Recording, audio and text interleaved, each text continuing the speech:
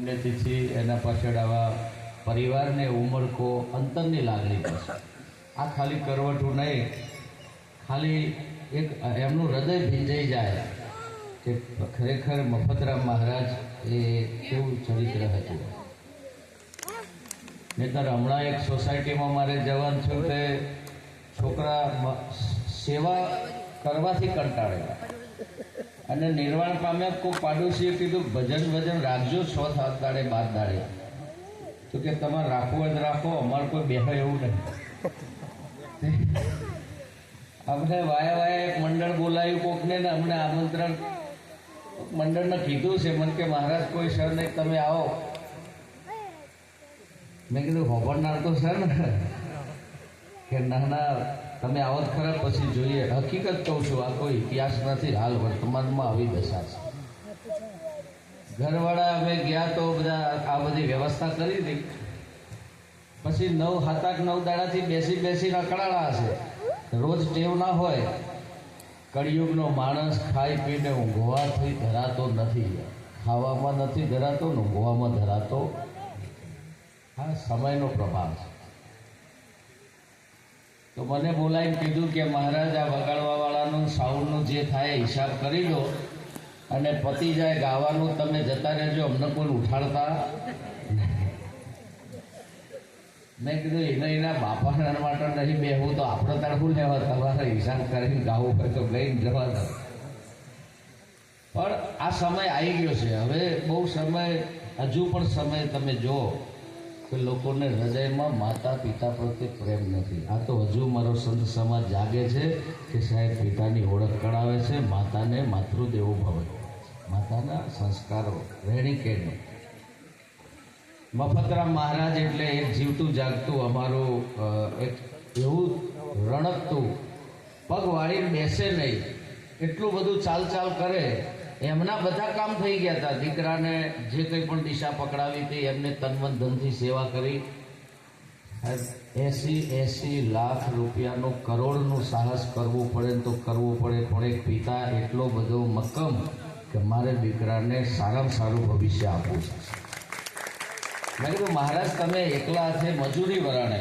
મફતરામ મહારાજની શરૂઆતનો સમય એટલે બિલકુલ અંધારા ગોટમાં જે મજૂરી કરી અને મજૂરી કરતાં કરતાં જે નિષ્ઠા એમની અમને જોવા મળી, અને એમાં ભજન ભળ્યું, સંતોનો આશીર્વાદ મળ્યો, એટલી જ નિષ્ઠા ગુરુ મહારાજ પ્રત્યે, મારું બધું કામ ગુરુ મહારાજ કરશે એ નિષ્ઠા રાખી। એવો પ્રચંડ પુરુષાર્થ કર્યો કે આખા ઘરની કાયા પલટ કરી, પણ ભજન ના બોલ્યા છેલ્લા શ્વાસ। છેલ્લા 4-5 વર્ષથી રટ કરતા કે મહારાજ એક જ મનોકામના છે કે મારી બધી દીકરીઓ ગુરુમુખી હોય, મારી બધી દીકરીઓમાં કોઈ અંધશ્રદ્ધા ના પેસે, બધા જમૈયો શીલવંત હોય, પવિત્ર હોય, કંઈ પણ કરીએ આપણે, પણ એમને હું બોલાવું ને તમે આવજો, આપણે એમને ઉપદેશ આપવા। મેં કીધું મહારાજ જોર હાટે કંઈ મેળ આવશે નહીં એમના અંતરમાંથી, પણ 1 વર્ષ 2 વર્ષ 3 વર્ષ પણ કંઈક ગુરુ મહારાજની કૃપા થઈ અને જમાઈઓનું દીકરીઓનું હૃદય પીગળ્યું અને પિતાના વચનને હૃદયમાં રાખી સાહેબ એમને ઉપદેશ ગ્રહણ કરી આજે ભજન ગાતા થઈ ગયા। બોલો તાળીથી વધારે કે એમને એક પિતા, એક ભક્ત પિતા હોય, એક સંત પિતા હોય તો શું દિશા આપે દીકરીઓ? એના મુખે રામનું નામ લેવાય, એના જીવનમાં સંતોના આશીર્વાદ વરસતા, રોજ માળા કરતા હોય એમ જ્યારે મળે ત્યારે એક સાચા પિતાના જ્યારે આવા ગુણો જોવા મળે, આપણું હૈયું ગદગદ થાય કે ખરેખર માતા પિતા શું નથી કરતા દીકરાઓમાં। બાળકો માટે માતા પિતા કેટલો પુરુષાર્થ, કેટલું સાહસ કરતા હોય છે, પણ સમયનો એવો પ્રભાવ છે, બાળકોને ખબર નથી પડતી કે પિતાએ કેવી કમાણી કરીને આજે આપણને આવી જિંદગી આપી છે। અને એટલે સમય એટલો બધો બદલાઈ રહ્યો છે, ને એ બદલાવની અંદર દરેક જણ હાલ પરેશાન છે। બધાને વિશ્વાસ ઉઠી ગયો છે કે હવે કોઈ કોઈનું છે, ઘરમાં બધા એકબીજાથી અંતરનો પ્રેમ છે ને એ ઓછો થતો। અંતર એટલે અંતરથી જો હૃદય ઉદય થતું હોય તો જ્યારે જેને સત્ય સમજાય, સત્સંગ મળે, સંતોનો સંગ મળે, તો હૃદયમાં માતૃદેવો ભવ પિતૃદેવો ભવ એવો હૃદયમાં ભાવ દેખાય. અને આજે આવા મહાપુરુષનું જ્યારે 1 વર્ષનું પ્રથમ પુણ્યતિથિનું ભજન પરિવારે રાખ્યું છે. દીકરીઓ, જમાઈઓ, અમારા સબરીબા અને ભાવેશભાઈનો પણ અમેરિકાથી અંતરનો એવો ભાવ કે મારા માતા પિતાની જેટલી મનોકામના હોય એ હું પૂરી કરવા માગું છું. મહારાજ, મારા છેલ્લા શ્વાસ સુધી માતા પિતાની સેવા થાય એવા જ આશીર્વાદ આપો. બોલો દીકરાને એકવાર તાળીથી લગાવો. મહારાજને જેવું જોઈએ એવું, એમને જેવી ગમતી એવી સેવા કરી છેલ્લે સુધી. એમને આ વચનોને હૃદયમાં રાખી અને ભાવેશભાઈએ પણ ખૂબ એટલું બધું ઋણ અદા કરવાની કોશિશ કરી. આમ તો માતા પિતાનું ઋણ અદા કોઈ કરી ના શકે, પણ એમને અંતરથી ત્યાં રહે પણ એમની જેટલી બને એટલી કાળજી, સેવા, એમને અંતરાત્મા ઠરે, એમના આત્માને શાંતિ થાય એવું. અને રોજ 2-2 કલાક, જાણે નજીક જ છે, ભલે અમેરિકા હોય પણ રોજ 1 થી 2 કલાક માતા પિતા સાથે સંવાદ ચાલુ રહે, વિડીયો કોલ ચાલુ રહે. રોજ સમાચાર પૂછે, કલાક 2 કલાક વાર્તાલાપ. અને દુઃખની વાત એ છે, જો જ્ઞાની પરિવારની વિચારો, જ્ઞાની પરિવારની એકતા જુઓ, સંસ્કાર જુઓ. અમેરિકા છે તો 2-2 કલાક સમય આપે, અને અહીંયા મહેસાણામાં ઘરમાં રહેતા હોય તોય સાહેબ તમારે વાત કરતા. ઘણા દીકરાઓ એવા છે કે માતા પિતા સાથે સંવાદ, હાલના સમયમાં પિતા પુત્રનો સંવાદ ઘટ્યો છે. બેસીને તાળી પાડીને વાતચીત કરવાનો સમય, અને સાહેબ પિતાને ગમે એવું જીવન જીવનાવાળા દીકરા કેટલા મળે. આજે પિતા અંદર ઘરમાં આવે તો દીકરો ઉઠીને બહાર નીકળે, જમવા સાથે નથી બેસતા, સંવાદ નથી કરતા માતા પિતા સાથે. ક્યાં ભૂલ પડી આપણી સંસ્કારમાં, રહેણી કહેણી, શિખામણમાં? ડિગ્રી આપી, નોકરી આપી, ધંધો આપ્યો, પૈસા તો ખૂબ કમાઈ ગયો, કમાતો થઈ ગયો, એવો હોશિયાર થઈ ગયો, પણ જે સંસ્કાર અને સંસ્કૃતિમાં ગાબડું પડતું જાય છે. અમારે મહારાજ મહેન્દ્રરામ મહારાજ કાયમ કહે છે કે બહુ જ કરુણા વાત છે કે હવે મહેસાણા જિલ્લામાં પણ વૃદ્ધાશ્રમો વધતા જાય છે, અને એક પણ વૃદ્ધાશ્રમ ખાલી નથી. ટિફિન સેવાઓ વધતી જાય છે. લોકો એવું કહે છે કે વ્યવસ્થાનો ભાગ છે. સાહેબ, વ્યવસ્થાનો ભાગ નથી, હૃદયમાં ક્યાંક ખોટ પડીને પરિવારની અંદર. તો આ જે કળિયુગને કે અધર્મને પાછો કોણ પાડશે? આવા સાચા સંતો, આજે એવા તપસ્વીઓ એવું જીવન, પોતાનો નિત્યક્રમ પતાવીને પાછું એવું તપ કરી રહ્યા છે કે સમાજ વ્યવસ્થા, અધ્યાત્મ હોય, આ જીવનનો ઉદ્ધાર શેમાં છે, આત્માની ઓળખ કઈ રીતે થાય, પરમાત્માનું મિલન કઈ રીતે થાય. આ જીવ એવું કયું કાર્ય કરે કે પહેલા તો એનો ઉદ્ધાર થઈ જાય. આ જન્મ લીધા પછી તમે કોઈ પણ, ચાહે વેદ વાંચો, ભાગવત વાંચો, ગીતા વાંચો કે પુરાણો વાંચો, પહેલો વિષાદ યોગ આવશે.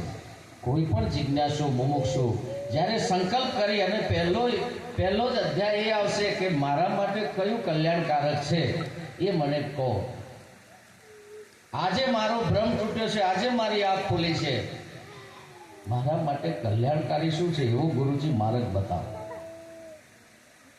અહીંથી શરૂઆત શાસ્ત્રની થાય છે. આપણે પોતાની જાતને પૂછી જુઓ કે આપણું કલ્યાણ શેમાં છે. એવું કોઈ મહાપુરુષને પૂછ્યું, કોઈ સંતનો સંગ કર્યો કે આ મનુષ્ય જન્મ મળ્યો છે તો એનું સુખ કયા માર્ગે વાપરવું? આ સમય કિંમતી છે, અમૂલ્ય સમય હાલ મારો પાણીની જેમ વહેતો જાય છે. એવું કયું કાર્ય કરવું કે મને શાંતિ થાય, મને સુખ મળે, મને આનંદ મળે? ઘણા બધા કાર્યો કરે છે પણ હજુ શાંતિ થતી. એટલે આજે બહુ અંતર્યામી મહાપુરુષો મળ્યા છે, બધાનો આપણે લાભ લઈશું. પણ મફતરામ મહારાજ સાથે જે સમય વિતાવવાનો છે, એમને પણ એમનામાંથી પ્રેરણા લેતા કે આટલી ઉંમરે પણ એ જે પ્રમાણે સ્કૂટર ચલાવતા, ભજનની નિષ્ઠા ગુરુ મહારાજની નિષ્ઠા છે. ગુરુ મહારાજને જ્યારે આવવાના હોય તો ઘર બહાર, અંદર બહાર એકતા. એમની આમ થાકે નહીં, સતત આખા પરિવારને, અને પછી મૌન થઈ જાય. સંતો આવી જાય ને પછી મૌન થઈ જાય. એમને એક આ ગુણ હતો, પેલા રગવા કરે, લાય મેલ કરે, જેવા સંતો આવે ને એટલે મૌન થઈ જાય. કાઢા એમ થાય, બોલવાનું જ બંધ કરી દે. અમને એમ લાગે કે આ બોલાઈને આચમ બોલતા નથી. ઘણી વાર એવું લાગે એમનું હૃદય ભરાઈ જાય, બોલી ના શકે, અંતર ભરાઈ જતું, બોલી ના શકે કે આજે સંતો પધાર્યા છે. હરીને બજતા હજુ કોઈની લાજ જતા નથી, જેની સુરતા સાંભળ્યાને. અને પછી સબરીબા અને દીકરીઓ બધું કામ ઉપાડી લે, સેવા, પિતાની ઈચ્છા હોય એમ બધું જ કરે. સાહેબ, આવા સંસ્કારી પરિવારને એકવાર તાળીથી વધાવો. પિતાને શું જોઈએ છે એ તમને ખબર પડે તો સમજવાનું તમે ધન્ય થઈ ગયા. માતાને શું ગમે છે, માતાને કેવું જીવન જીવવું છે, માતાની શું ઈચ્છા છે, પિતાને કેવું છે. કોક દાળ બેસીને આમ પગ પકડીને બેસજો. ભાગ્યશાળી છે જેને હાલ પ્રગટ માતા પિતા તમારા ઘરમાં છે, જેના માતા પિતાના રોજ સવારે દર્શન થાય છે. એના તીર્થ સ્થાનોમાં જવાની જરૂર નથી, એવું 4 શાસ્ત્ર વેદ કહે છે. માતૃદેવો ભવ, પિતૃદેવો, અતિથિ દેવો ભવ, ગુરુદેવો ભવ. કેટલું ભાગ્ય આપણું હોય કે સવારે પ્રગટ પરમાત્માનું સ્વરૂપ એટલે માતા છે, અને એના ચરણ સ્પર્શ થાય, એનો સંવાદ થાય. સાહેબ, એટલા બધું ભણી ગણીને એટલા બધા પૈસાવાળા આપણે ના થઈ જઈએ કે સાહેબ માતા દિલની વાત ના કરી શકે, પિતા આપણી સાથે બોલતો અચકાય. જે દાળ માતા પિતા આપણને ખુલીને વાત કરતા બંધ થાય ને એ દાળ આપણું પતન ચાલુ થઈ ગયું, સમજી લે. માતૃદેવો એટલા બધા હોશિયાર ના થઈ જઈએ કે સાહેબ માતા પિતાના વંદન ના કરી શકીએ, નમી ના શકીએ. આવું પ્રેરણાદાયી અમારું મફતરામ મહારાજનું ચરિત્ર ને એમના આખા પરિવારનું અંદરથી કાયમ એવો ભાવ. એટલા કઠોર ના થઈ જઈએ. હવે બહુ કઠોરમાં રહીને કઠોર, જ્યાં સુધી માટીમાં હતા ને, માટીમાં પગ હતા, રેતમાં પગ હતા, લીંપણમાં હતા, ત્યાં સુધી નરમ હતા. પણ આ જ્યારથી આરસીસીમાં પગ પડ્યા છે, માર્બલ અને કોટાસ્ટોનમાં પગ પડ્યા છે, જેવો સ્પર્શ એવું હૃદય કઠોર થતું જાય છે. સ્પંદન ઘટી ગયા હૃદયમાં. હવે સારા ખોટાની ખબર જ પડતી નથી. આ બોલાય ના બોલાય, આમ પહેરાય ઓઢાય, આવું બોલાય ના બોલાય, આ વર્તન કરાય ના કરાય. સાહેબ, હૃદય પણ કઠોર થવા માંડ્યા છે. હવે દયા રહી. કોઈને પંખી ના ગમે, કોઈને સોસાયટીમાં કૂતરો આવે ના ગમે, ગાય આવે ના ગમે, કે ગંદકી કરે છે. કેવી સંસ્કૃતિ, કેવું આવ્યું છે. પોજરો તાળો બધું જ, કોઈ જીવ તમને ગમે નહીં. હવે તો દિવાલો ઉપર પેલે કોટાળા તાર મારે છે, કોઈ કબૂતર ના આવે છે. જેના ઘેર પારેવા આવે ને સાહેબ, એને ભાગ્યશાળી છે જેના ઘેર કબૂતર ચણ કરતા. આવું તો આપણે મૂકી કાઢી જ નાખ્યું. બધું જ બદલાતું જાય છે. એમાં એની એવા સમયમાં આવા સંતો સાહેબ ધર્મને પકડી રાખ્યો છે, ટકાઈ રાખ્યો છે.